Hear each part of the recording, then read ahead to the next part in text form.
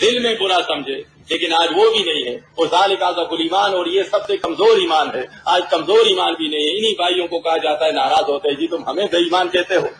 یہ تو نبی علیہ السلام نے فرمایا. یہ تو صاف ظاہر ہے، جیومیٹری کے سوال کی طرح ثابت ہے کہ تم یہاں نفرت تو چھوڑے، آپ جا کر وہاں پر ہم نوالا اور ہم پیالہ بنے ہوئے ہیں، شاباش کہہ رہے ہیں، وہاں پر حصہ لے رہے ہیں، انعامات دے رہے ہیں. اس کا کیا مطلب ہوا؟ وہ تھوڑا ایمان بھی نہیں ہے، تھوڑا ایمان بھی نہیں ہے. وہ بجائے اس کے کہ آپ نفرت کرتے، وہاں جا کر آپ ان میں حصہ لے رہے ہیں، ان کی تعریف کر رہے ہیں. بعض ایسے بھی علماء ہیں کہ ایک دن تقریر تو کر لیتے ہیں، دوسرے دن وہاں جا کر چندہ مانگتے ہیں، وہاں جا کر کھانا کھاتے ہیں اور ان کی محفلوں میں حصہ لیتے ہیں.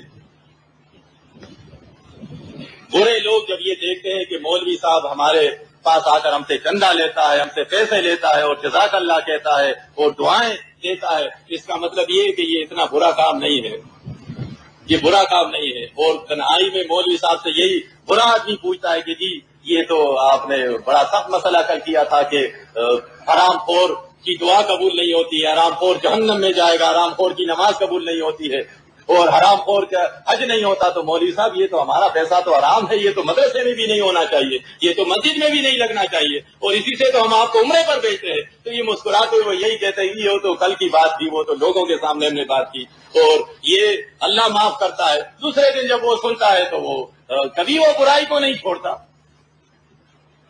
کبھی برائی کو نہیں چھوڑتا. یہ ساری باتیں آج ہمارے معاشرے میں ہوتی ہے. کسی بھی آپ چندہ مانگنے والے عالم سے کہے کہ جس سے آپ چندہ لے رہے ہیں یہ حرام کا مال ہے، یہ حرام کا مال ہے، زیادہ چالاک ہوگا تو یہی کہتا ہے جی ہم اس سے جو چندہ لیتے ہیں یہ ہم لیٹرین میں لگاتے ہیں، غسل خانے بناتے ہیں، اس سے ہم کیسے برائی ختم ہوگی؟ شیطانی کام کیسے ختم ہوں گے؟ مدرسے چلانے والے ہم پیالہ اور ہم نوالا ہیں، دعائیں دے رہے ہیں یہ ان کے لیے. فرمائے کہ وہ اس لیے لعین تھے کہ وہ برے کاموں سے جو وہ کرتے تھے ان سے ایک دوسرے کو نہیں روکتے تھے. لبئس ما کانوا یفعلون، بہت ہی برا تھا جو وہ کرتے تھے. یعنی بہت برا کام ہے کہ برائی ہوتی ہے اور عالم سمجھدار آدمی اس کو منع نہ کرے، اس سے نفرت نہ کرے، اس میں استدار بن جائے. فنکشن ہے، برا کام ہے، قرآن حدیث کے خلاف ہے. بجائے اس کے کہ ہم ان کو روکیں، رشتے دار کو روکنے کی بجائے ہم خود وہاں جا کر پیسہ دیتے ہیں، ہار پہناتے ہیں.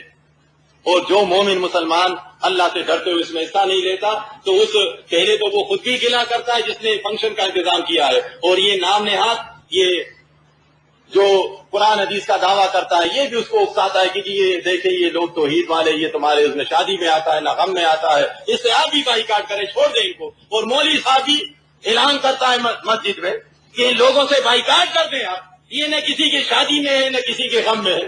ایسے شادی میں کون سا مسلم جا سکتا ہے جس میں ناچ گانا ہو، جس میں بدکاریاں ہو، جس میں شراب کا دور ہو؟ اس سے اللہ کے رسول نے منع کیا ہے. ہم تو اللہ کے رسول کے ماننے والے ہیں. ایسے غم میں کون جا سکتا ہے جو نبی علیہ السلام کے بتلائے ہوئے راستے سے ہٹ کر ہو؟ خود بھی عمل نہیں کرتے اور جو عمل کرنے والے ہیں ان سے بھی یہ دشمنی کرتے ہیں اور لوگوں کو اکساتے ہیں. آج یہاں بھی الٹا معاملہ ہے کہ بجائے اس کے کہ ایسے لوگوں کا ساتھ دیا جائے، ایسے لوگوں سے نفرت کی جاتی ہے، دشمنی کی جاتی ہے. ترى كثيرا منهم يتولون الذين كفروا، آپ دیکھیں گے کہ ان میں سے بہت سارے ایسے ہیں جو کافروں کو دوست بناتے ہیں، اولیاء بناتے ہیں مسلمانوں کے مقابلے میں. لبئس ما قدمت لهم انفسهم، بہت ہی برا ہے جو ان کے ہاتھوں نے اپنے جانوں کے لیے آگے بھیجا ہے. ان سخط اللہ علیہم وفی العذاب هم خالدون، ان بدعمالیوں کی وجہ سے، ان گناہوں کی وجہ سے اللہ تعالیٰ ان سے ناراض ہوا ہے. خراب کاموں سے، غلط کاموں سے اللہ ناراض ہوتا ہے. دنیا والے خوش ہوتے ہیں، دنیا والوں کی اکثریت خوش ہوتی ہے. آج کسی بھی آپ پاکستان کے کسی بھی چوک میں آپ کھڑے ہو جائے، کسی بھی بڑے میدان میں آپ ملک کے مشہور فنکاروں کو لے آئیں، جمع کریں، آپ دیکھیں گے وہاں پر جگہ نہیں ملے گی کسی کو.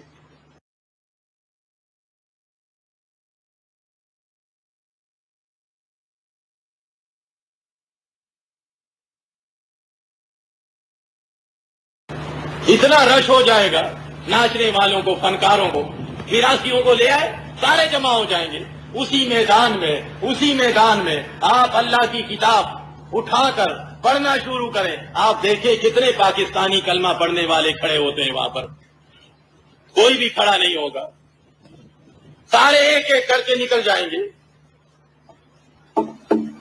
पूछें आप कि जी ये कुरान सुनना, कहे कि जी बड़ा अच्छा काम है, सवाब है ये, तो आप रुकते क्यों नहीं है? नहीं जी काम है हमारा, बहुत जरूरी काम है। तो ये फनकार, ये नाचना, नाच गाने देखना और सुनना, ये तो जी अच्छा काम नहीं। लेकिन क्यों आप देखते हैं कि क्या करें, तो वक्त कोई काम तो है नहीं। कुरान सुनने के लिए अगर फालतू वक्त भी है तो भी कोई नहीं रुकता, अच्छा काम है। और गलत काम के लिए अगर वक्त नहीं भी है, बीमार है, नमाज नहीं पढ़ी थी, तबीयत खराब थी, अपने वालिदैन के लिए दवाई लानी है, हाथ में बोतल भी है, लेकिन नाचने के लिए खड़ा है, देखने के लिए तमाशा करता है, जरूर ये देखेगा। और नमाज इबादत के लिए, अच्छे काम के लिए अगर आप बुलाएं, बार बार बुलाएं, तबीयत भी खराब है, वक्त भी नहीं है, ये मिसाल इससे पहले भी कई मरतबा दिया मैंने कि हमारी बदनसीबी है। अल्लाह से डरना चाहिए कि हम सारा दिन काम तो करते हैं, सारा दिन सुबह से लेकर शाम तक, अगर और टाइम भी लगे 4 घंटे 10 घंटे हम तैयार होते हैं खंदा पेशानी के साथ, लेकिन जब वहां से छुट्टी होती है, काम से हम घर आते हैं, तो मगरिब की नमाज, इशा की नमाज के लिए नहीं उठते। क्या बात है जी, बदन हड्डियां दर्द करती है जी, थके हुए हैं, काम किया है 8 घंटे 10 घंटे काम किया, तो अब 5-10 मिनट के लिए अब थके हुए हैं, हड्डियां दर्द करती है। लेकिन अगर वहां 10 घंटे ओवर टाइम का कहा जाए और कारखाने से, फैक्ट्री से दोबारा फोरमैन कोई आदमी भेजे कि नाइट की भी आपको करनी है, तो दोबारा उठकर सीधे जाता है। देखिए, ये अपने आप को धोखा देना नहीं है।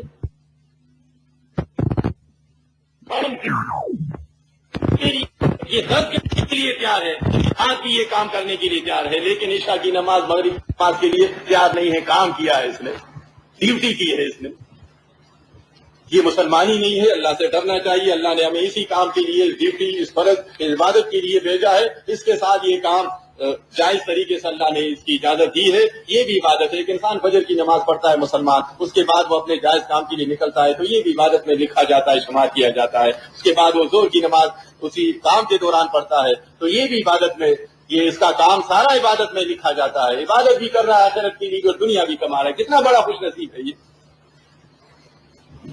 तो उनके उन अमाल की वजह से जो उनके हाथों ने आगे भेजे थे, अल्लाह उनसे नाराज हुआ। फिर अजाब में खालिदून, वो अल्लाह के अजाब में हमेशा के लिए वो गिरफ्तार किए गए। दुनिया में भी उन पर अल्लाह का अजाब आया और आखिरत में तो है ही उनके लिए हमेशा हमेशा के लिए अजाब। तो ये बातें जो बयान की गई है, ये हमसे पहले जो उम्मत गुजरी थी ईसा अलैहिस्सलाम की, उनका जिक्र है, लेकिन इनमें समझाया हमें है। हमें इन बातों को जहन में रखकर, दिल में बिठाकर इनसे इबरत हासिल करना चाहिए। अल्लाह से डरते हुए अल्लाह की खुलूस के साथ बंदगी करनी चाहिए, जिस तरह नबी अलैहिस्सलाम का तरीका है, जिस तरह सहाबा किराम ने बात को माना और खुलूस के साथ इस पर अमल किया। अल्लाह के राह में माली और जानी कुर्बानी दी, अपना वक्त लगाया, खुशनसीब से चले गए। हम भी चले जाएंगे, रहना किसी को नहीं है, जाना सबको है। खुशनसीब वो है जो यहाँ से अल्लाह की इबादत करके चला जाए, और जो दुनिया कमा कर जाए, इबादत नहीं की है, क्या फायदा है? दुनिया पीछे रह गई और ये आगे चला गया। अब दुनिया का मालिक इससे पूछेगा कि बताओ तुमने क्या किया? वो तो अपने लिए किया था, मेरे लिए क्या किया? एक आम आदमी यहाँ पर भी दुनिया में हम एक दूसरे से हिसाब करते हैं।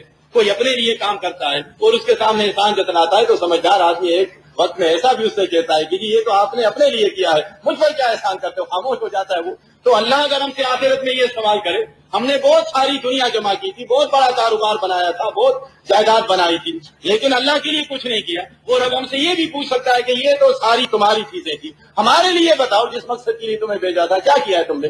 क्या जवाब देंगे? तो होशियार, अकलमंद, धीरज बंदा जो होता है, वो इस दुनिया को माली गनीमत समझते हुए इससे फायदा उठाता है, फराइज भी बजा लाता है शौक से, खुलूस के साथ, और इसके अलावा भी मौका मिलता है तो नवाफिल भी पढ़ता है, अपना माल खुलूस के साथ अल्लाह की राह में खर्च करता है, इस अकीदे के साथ कि उस रब का दिया हुआ माल है, उसी रब के पास जाना है, वो रब इन सारे इबादत का बड़ा चढ़ा कर मुझे अजर देगा। वो रब के पास जब ये बंदे हाजिर होंगे जिन्होंने यह इबादत की है, अपना माली और जानी इबादत की है, तो जब ये हाजिर होंगे वो रब खुश होकर इनके इबादत को बड़ा चढ़ा कर बेहिसाब अजर देगा अपने तरफ से, ये खुश हो जाएंगे और वहां पर शुक्र अदा करेंगे कि या अल्लाह तेरा लाख लाख शुक्र है कि तूने दिल दिया, तूने हिम्मत दी। अगर मैं भी दूसरे दुनियादारों की तरह बुज़दिल होता और मैं कंजूस होता तो आज माल के होते हुए मेरे अमालनामे में कुछ न होता।